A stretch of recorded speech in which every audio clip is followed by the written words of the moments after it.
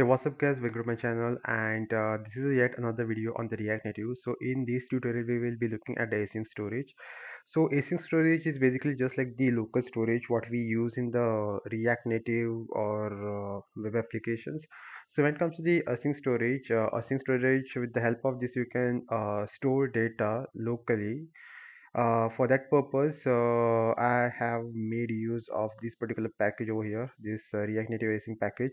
So once I am done installing the package, then I ran this command to install the pods, and then I executed this command to run it on the iOS simulator. So here is the code. So I have imported the async storage over here. So there are these few functions, which is save data, get data, remove data. Okay. So these are the three functions which have been called when I'll be hitting on these buttons, which is the save data, get data, and the remove data. Okay, and the stored values, these are the values which you will see which are stored in the async storage.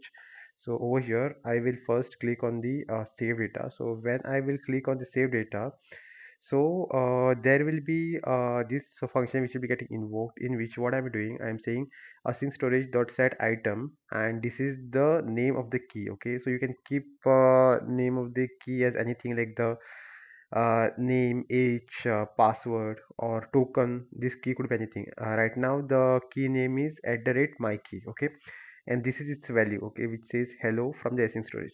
So when I will click on the save data, now data got saved into the async storage. Okay, so now I'll click on the get data. When I click on the get data, this get data function will be invoked.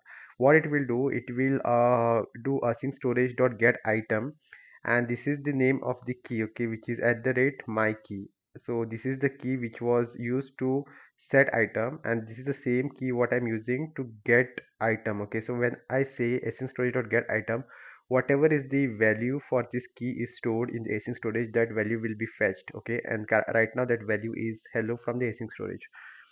And once the data has been fetched, I will set that stored value to this particular variable, which is the useState variable, and it will be captured by the stored value, and I will see the stored value over here. Okay, so when I'll click on the get data, I'm seeing the value as a hello from the async storage. Okay, so this is how I'm fetching the stored data.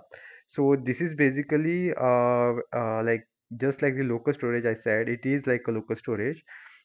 Right now, when it comes to the functionality of the async storage, even when the app is killed or refreshed, it will still retain those values. Okay, so you could use this to store the tokens and all, and then if you want to remove this value from the async storage, that time you have to use this async storage dot remove item. You have to give the name of the key. So whatever value that has been stored for this particular key, it will be removed along with the key. Okay, so it will basically remove the item. And when I will say remove data, now it can be seen whatever that data that was stored, it has been removed. So you can make use of the async storage, which is just like the local storage which you could use to store the data locally. So when it comes to the web applications, we use the local storage, and when it comes to the mobile applications, we make use of the async storage when it comes to the React Native. Okay, so thanks for watching, and please consider subscribing, because I'll be making more such videos in which I will be introducing you guys to the new stuff which you could use in the app development and the web development. Thanks for watching.